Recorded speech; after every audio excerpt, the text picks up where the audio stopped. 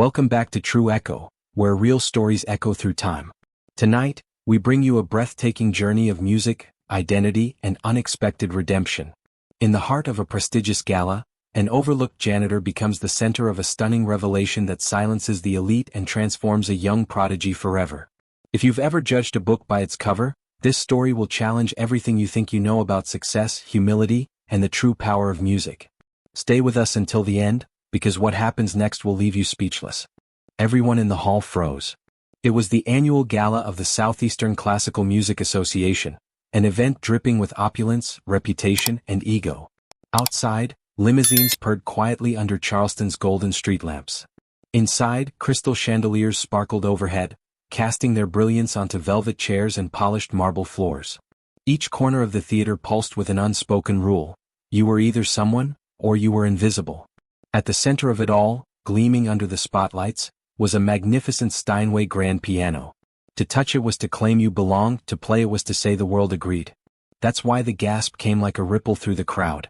An old man in a gray janitor's uniform, faded, patched, unremarkable, stood beside the piano, his hand resting lightly on its surface. He didn't press a key. He didn't breathe on it. He merely touched it. His fingers moved slowly, reverently, as if tracing a memory. And then, from the left wing of the stage, a voice snapped the air like a whip. "Excuse me, what do you think you're doing?" Charlotte Whitmore, 17, brilliant, rich, and untouchable, stepped forward, her gown trailing behind her like liquid sapphire. Her golden hair was coiled into a masterpiece of elegance, her icy blue eyes narrowed in disdain. The crowd turned. Whispers stirred. Phones rose subtly. "That piano is for the performers," she said, her voice carrying across the room like a bow slicing a string. "Not the staff."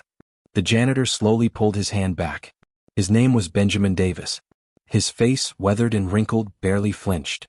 But his eyes, dark and thoughtful, widened with something deeper than shame. Maybe pain. Maybe memory. Maybe both. "I was only," he began, but his voice was drowned out by the laughter Charlotte's words invited. "I'm sure you were only cleaning," she cut in, her lips curling. "Next time use a mop, not your dreams." Her friends chuckled behind her. The insult echoed. Benjamin lowered his eyes. No one intervened. No one told Charlotte to stop. Not Emily Brooks, a quiet, nervous pianist who had tried once to make friends with Charlotte and now kept her distance. Not the other performers, dressed to impress, proud to compete. Not the judges or sponsors or gallery guests. Because in that hall, power recognized power. And Charlotte Whitmore, daughter of tech mogul Jonathan Whitmore, was power. Benjamin turned, pushing his cart back into the shadows. The wheels squeaked softly. No one noticed how his hands shook. Charlotte tilted her head toward her friends. "Honestly," she said with a laugh, "this is why events need better security. Who lets people like that near six-figure instruments?" But just as she turned away, the janitor stopped. He didn't turn around. He didn't speak. He just paused, for a second longer than anyone expected. It was the kind of pause that felt heavier than words. And then he kept walking. Backstage, Benjamin rolled the cart into the narrow corridor behind the curtain. The gala would begin soon. Charlotte would dazzle. Critics would praise. Nothing would change. Unless it did. Unless that pause wasn't just hesitation, but decision. Unless the man they mocked wasn't who they thought he was. Unless the keys of that piano, those silent, perfect keys, had stirred something inside him not even time could bury. He stood in the dim hallway for a moment, eyes closed. Somewhere in the distance, a string quartet was tuning up. He could hear the faint buzz of chatter from the audience settling in. But inside Benjamin, something louder roared. A memory. A promise. A note long held. And without a word he turned. He didn't go back to his cart. He walked toward the stage. Straight into the light. Straight toward the Steinway. And as he did, the hum of conversation died again. Not out of curiosity. Out of disbelief. What was the janitor doing? Why was he stepping onto the stage? Benjamin didn't rush. He didn't tremble. He sat down, slowly, carefully, on the piano bench. Charlotte's mouth opened in shock. Her hand raised, pointing. But before she could speak, he played. Just one note. Clear. Bright. Perfect. And in that moment, everything, the chandeliers, the velvet seats, the heavy gowns and tailored suits, everything froze. Because they had been wrong. So very, very wrong. And the night had only just begun. The note rang out like a bell across the cavernous hall, pure, haunting, unapologetically alive.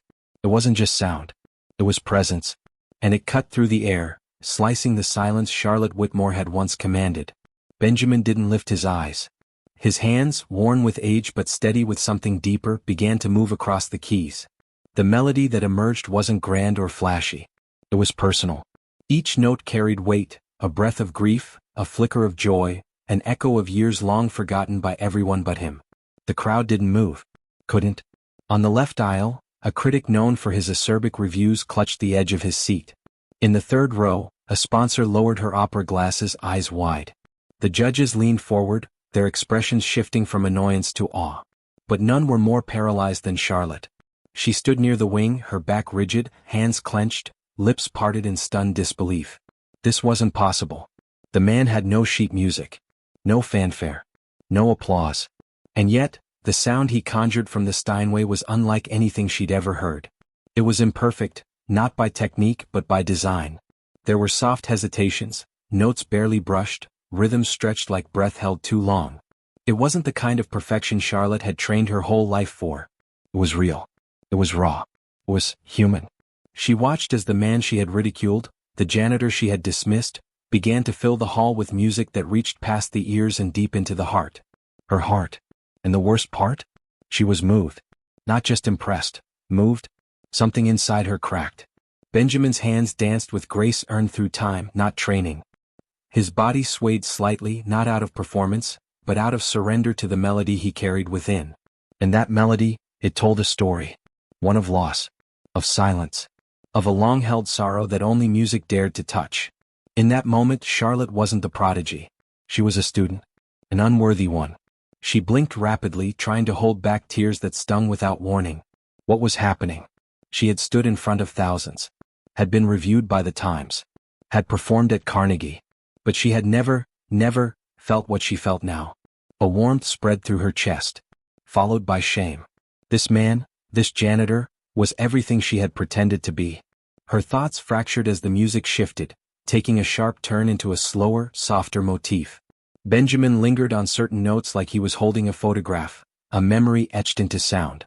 His fingers trembled only once, and when they did, the entire room felt it. Charlotte's friends sat silently behind her now, their earlier smirks replaced with quiet reverence. One whispered, "He's incredible." Another murmured, "Who is he?" The performance continued. Benjamin poured himself into every measure.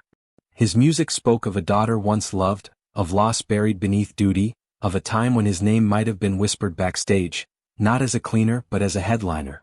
There was too much pain in that music to be fiction. And then, just as suddenly as it began, the final chord came. It lingered in the air like a prayer. And then silence. Not a cough. Not a rustle. Not even a breath. Benjamin slowly lifted his hands off the keys. He didn't bow. Didn't stand. He simply sat, eyes lowered, as if waiting for permission to vanish again. And then, a single pair of hands began to clap. It wasn't thunderous. Not yet. But it was steady. Then another joined. And another. Until the applause swelled, overwhelming, rising like a wave of collective reckoning. People stood. Critics, judges, sponsors, everyone. They weren't applauding a performance. They were apologizing with their hands. Apologizing for not seeing him. For laughing. For being silent when cruelty stood center stage. Charlotte remained motionless.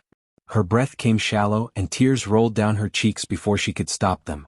She had mocked a man who, in a matter of minutes, had done what she had never accomplished with years of training.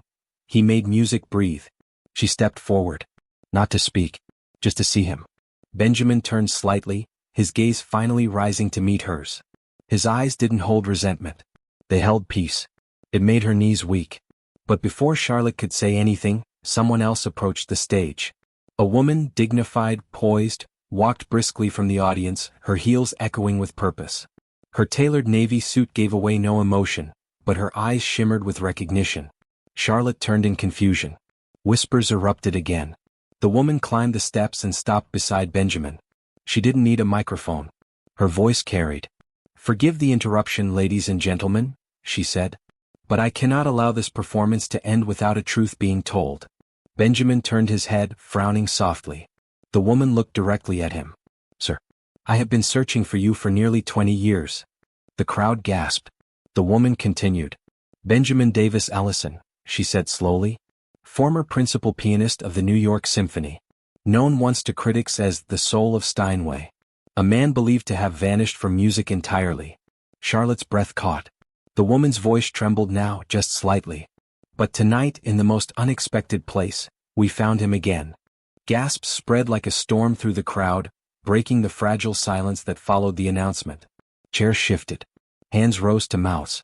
A few guests even stood from their seats, squinting as if to make sure their eyes weren't deceiving them. Charlotte's knees buckled slightly. Her hand shot out to steady herself on the velvet curtain beside the stage. Benjamin Davis Ellison. The name echoed in her ears. It sounded familiar, like something from a dusty article or an old radio broadcast. She had studied the greats, Horowitz, Gould, Richter, but Ellison? It was a name whispered among instructors, older ones. Rumors said he had disappeared after a personal tragedy, vanished at the peak of his fame. Some said he went mad. Others believed he had died. Not a single soul guessed he had traded standing ovations for mops and brooms. Charlotte's breath hitched. She had humiliated a legend. On stage, Benjamin didn't react. He simply looked at the woman, eyes calm, shoulders relaxed, face unreadable. For someone whose deepest secret had just been unveiled in front of hundreds, he seemed peaceful. The woman turned to the crowd again.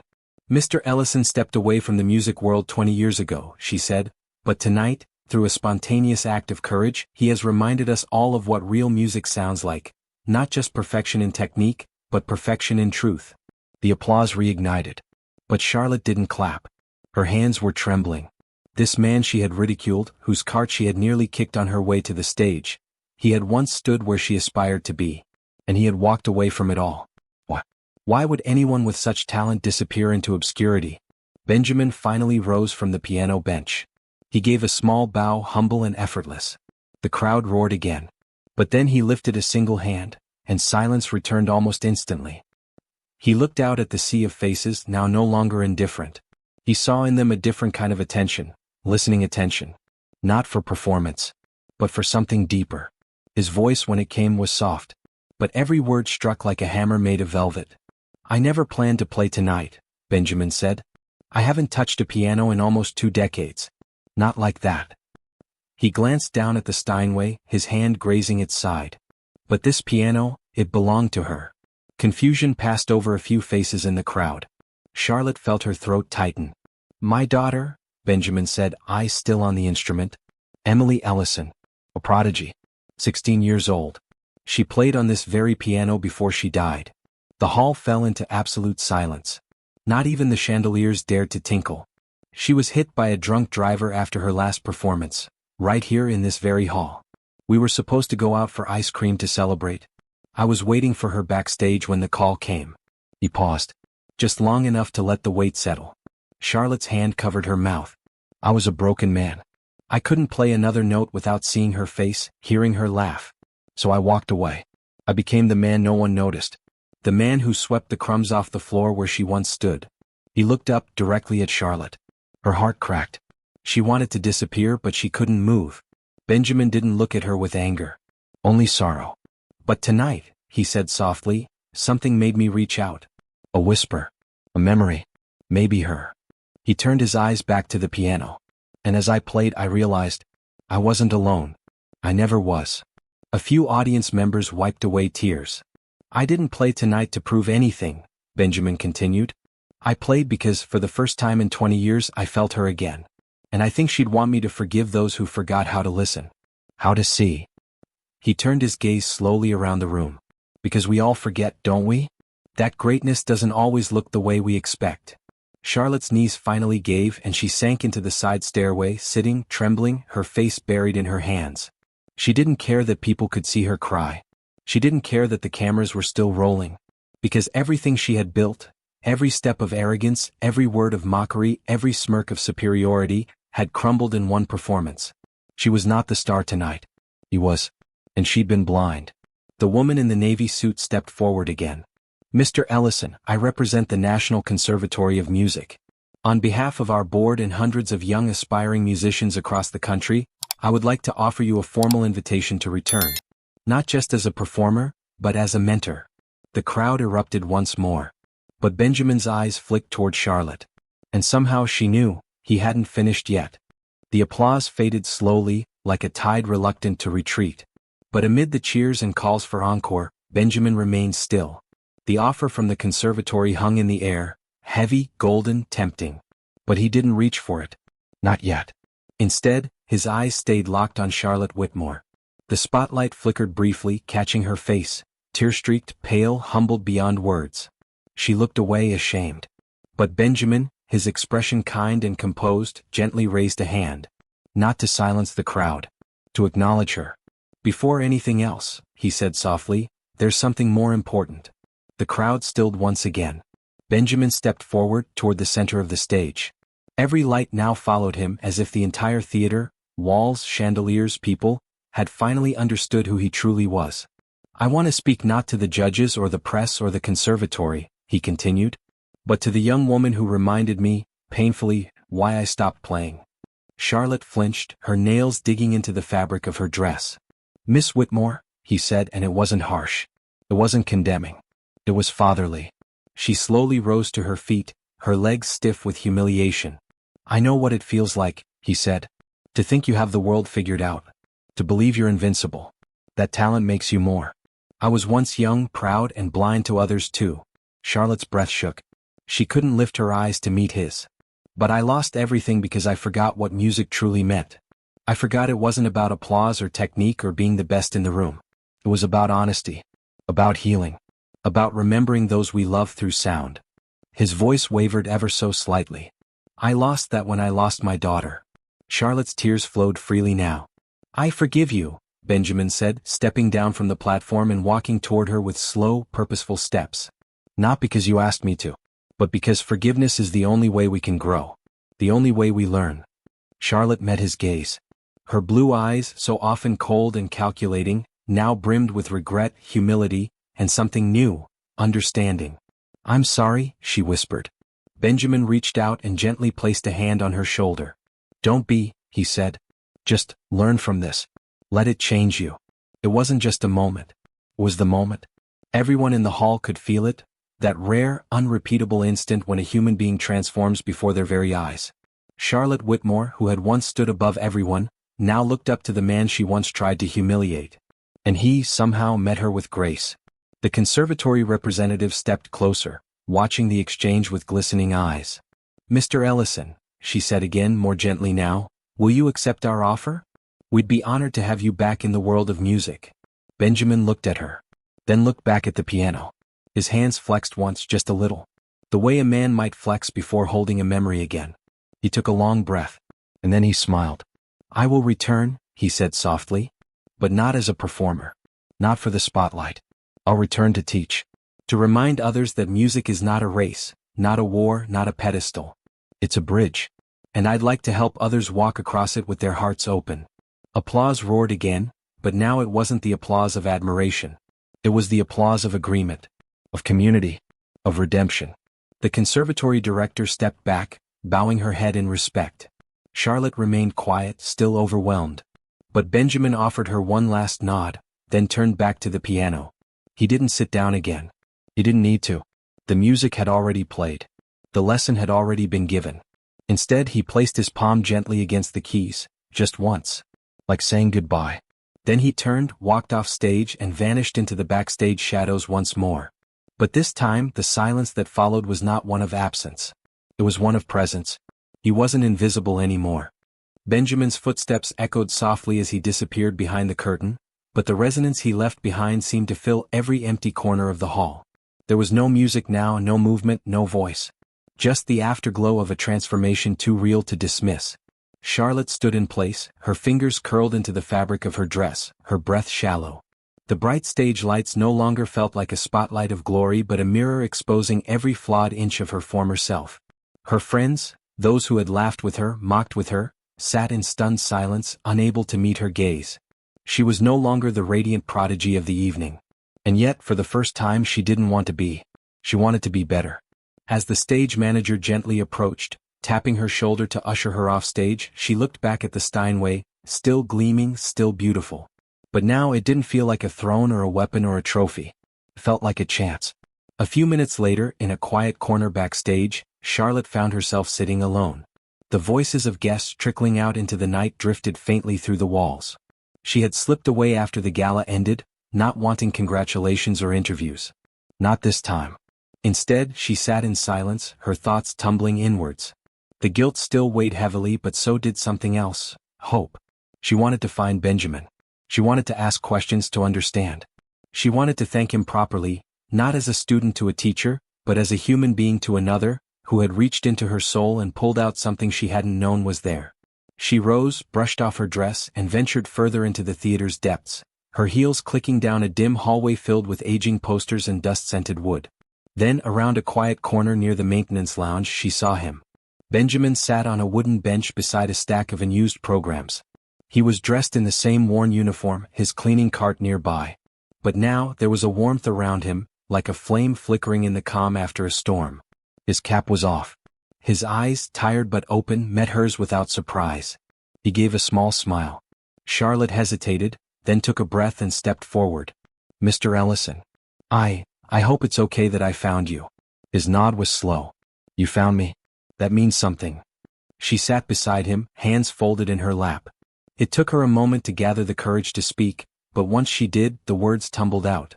"I need to say more than just sorry. I know what I did was cruel, thoughtless. I've spent years thinking music made me better than others, that it made me special. But tonight, I realized it didn't make me anything unless I used it the right way." Benjamin turned to look at her, his expression soft but thoughtful. "And what is the right way, Charlotte?" She swallowed. "To speak. To connect. To feel." He nodded. "That's something most musicians never learn. Not even after a lifetime of playing." Charlotte looked at him, eyes glistening. "You said your daughter's name was Emily." His lips curled faintly. "Yes." She was light. "I think she would have been proud tonight," Charlotte whispered. Benjamin's throat tightened. He looked away for a second, blinking slowly. "I hope so. I played for her." "You also played for me," Charlotte said, her voice trembling. "Even if you didn't mean to. You changed me." The silence between them wasn't empty. It was sacred. "Mr. Ellison," she said more firmly now, "I want to ask you something, and I understand if you say no. But I'd like to learn from you. Really learn." Benjamin turned back, studying her. "Not just piano," she added quickly, "but music, emotion, meaning. I want to understand what you meant when you said music is a bridge." His gaze lingered. He saw the sincerity in her eyes, the surrender, the eagerness, the blooming wisdom of someone who had finally been cracked open. He reached into his cart and pulled out a small leather-bound notebook. The pages were yellowed and filled with handwritten notes, sketches, scales, and journal entries. He handed it to her. "My thoughts," he said. "Over the years. I wrote things down when I couldn't play. Maybe you'll find something worth keeping." Charlotte took it with trembling hands, holding it like something sacred. "Thank you," she whispered. Benjamin stood slowly, a faint creak in his knees. "This world doesn't need more prodigies," he said, placing a gentle hand on her shoulder. "It needs more souls willing to listen." Charlotte nodded, her voice caught in her throat. He gave her a final, steady look. "Be one of them." And then he walked away, back into the quiet of the service corridors, where the air smelled of lemon polish and old curtains. Charlotte sat for a long time after he was gone. Not crying. Not ashamed. Just still. And within that stillness, a new song began to form. In the days that followed the gala, the story of Benjamin Davis Ellison rippled outward like concentric circles in still water. News outlets scrambled to piece together what few records they could find: old newspaper clippings, long-forgotten concert programs, interviews from 2 decades ago. His name, once buried in silence, surged back into headlines. Legend returns in silence and song, from janitor to genius, the hidden maestro of Charleston. But Benjamin didn't speak to the press. He didn't return calls, didn't grant interviews, didn't seek attention. He returned to the theater the very next day, same time, same cart, same uniform. The only difference was that now people saw him. And they nodded. And they thanked him. And some just stopped for a moment and said, "I heard you play." Benjamin would offer only a smile and a nod in return. Because, to him, the music had already said everything. Meanwhile, Charlotte changed. Visibly. She no longer walked through the conservatory hallways like royalty. The confident, untouchable air had softened. She still practiced, still pushed herself, but now she played with the door open. Now she smiled at the first years. Now she listened. She read Benjamin's notebook in quiet corners between classes, Each page a lesson in restraint, depth, and empathy. The entries weren't technical.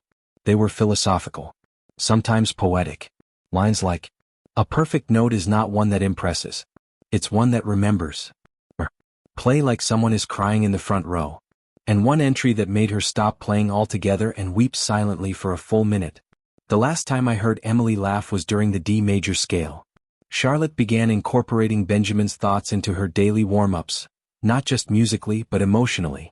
She stopped aiming to impress and started aiming to express. It was subtle at first, barely noticeable to others. But slowly her instructors noticed something different in her phrasing, in the silences between her notes. It was honesty. She wrote Benjamin a letter. It wasn't long, but every word weighed something. She thanked him for the notebook, for his forgiveness, and for the fire he'd lit in her that no award ever had. She slipped it into his cart one morning before rehearsal, tucking it behind a box of gloves and lemon oil. He never mentioned it, but the next day she found a folded page from the notebook taped to her locker. Read, "A changed heart plays louder than any piano." That Friday evening she visited the theater alone. The staff let her in, recognizing her now not as a starlet, but as someone humbled by the truth. She made her way to the Steinway, the same piano Benjamin had awakened with his music, and sat in silence. The seat was cold. The keys familiar. But the weight in her chest wasn't fear or pride. It was purpose. She placed her hands on the keys, unsure what she'd play. For the first time in her life, she didn't have a prepared piece or a memorized routine. She simply closed her eyes, and remembered. She remembered the gasp of the audience, the trembling in Benjamin's hands, the ache in his voice when he spoke of Emily, the forgiveness in his eyes. And then gently she played. It wasn't perfect. It wasn't meant to be. She let the music rise and fall like a memory. She paused when it felt right. She let notes linger just a bit too long, not because she didn't know better, but because that's what her heart needed to say. A few stagehands paused to listen from the wings. One whispered, "That's her, isn't it?" Another nodded. "That's the girl who changed." Charlotte finished the improvised piece with a soft, suspended chord that barely touched the air. She lifted her fingers and sat back, the silence humming with something unspoken but deeply understood. She didn't bow. She didn't cry. She just smiled. It was the kind of smile that came from a place beyond pride, something deeper, something lasting. As she stood, preparing to leave, she found a single item left on the bench beside her, a cloth handkerchief. Folded, clean, monogrammed with simple initials, B. She held it to her chest, the tears now soft, healing. She didn't need to see him again to know what it meant. She would carry the music forward. Not the performance. The message. The heart. Weeks passed. Then months. The whirlwind of media attention surrounding Benjamin Davis Ellison began to settle into reverence. His story became a staple in conservatory lectures and ethics classes. But more than anything, it became a quiet standard, a whispered name among students whenever egos grew too loud or ambition turned cold. "Remember Ellison," they'd say. "Remember the janitor who taught us what music really means." Charlotte remembered him daily. She changed, not just in her playing but in her living. Her once rigid pursuit of prestige softened into a quest for purpose. She began volunteering to teach music at a local community center on weekends. She helped children who had never touched an instrument before find joy in the noise of discovery, not the pressure of perfection. And in the silence after each lesson, when the kids ran off laughing and the keyboards dimmed, she would sometimes sit alone, remembering the melody she played that night after the gala. Unwritten, unrepeatable, and yet etched into her soul. She never saw Benjamin again. He disappeared just as quietly as he had arrived. No one knew if he had moved away or simply chosen to fade once more into the background. But the Steinway piano was still there, and every time she saw it she smiled because he was still there too. Until one day, nearly a year later, a brown envelope arrived at the Charleston Conservatory, addressed to Charlotte Whitmore. No return address. No stamp. Inside was a single sheet of paper. Written in Benjamin's careful hand. "Emily would have loved to learn from you. Keep going. And when you play, play for the people no one claps for." Charlotte read it once. Then again. Then she pressed it gently into the first page of his notebook, the one she still carried in her bag every day. That night, she performed her first solo recital since the gala. The hall was full. Not because she was famous, but because word had spread. They said she played differently now. Not better. Truer. She didn't wear a designer gown. She didn't bow with dramatic flair. She stepped onto the stage in a simple black dress, her hair pulled back, her hands steady. And when she sat before the Steinway, she placed both palms flat against the keys, just as Benjamin had done. She looked out into the crowd, smiling softly, not searching for a face, but feeling the presence of someone who had shaped her in silence. And then she began to play. Not to impress. Not to win. But to remember. The music she played that night was her own. Imperfect, human, full of breath. It told the story of a girl who once believed the world owed her praise, and a man who taught her the truth by simply playing one note. The final chord was quiet. The audience didn't leap to its feet immediately. Instead, they sat in stillness, hearts open, eyes wet, breaths held in the delicate hush left behind by a song that had nothing to prove. And in that silence, Charlotte finally understood. The legacy of Benjamin Davis Ellison wasn't in the notes he played. It was in the hearts he changed. And now it lived in her. The world may praise perfection, but the soul recognizes truth. And sometimes the most powerful lessons come not from the spotlight, but from the quiet shadows just beyond it. Benjamin Davis Ellison reminded us that greatness isn't about being seen, it's about seeing others. Forgiving, listening, and playing not to be heard but to heal. Play for the people no one claps for. If this story touched you, don't let it fade. Share it with someone who needs to remember the music in their soul. Leave a comment about the teacher, mentor, or stranger who changed your life. And subscribe to True Echo for more real, powerful stories that remind us of the beauty in unexpected places. See you in the next story.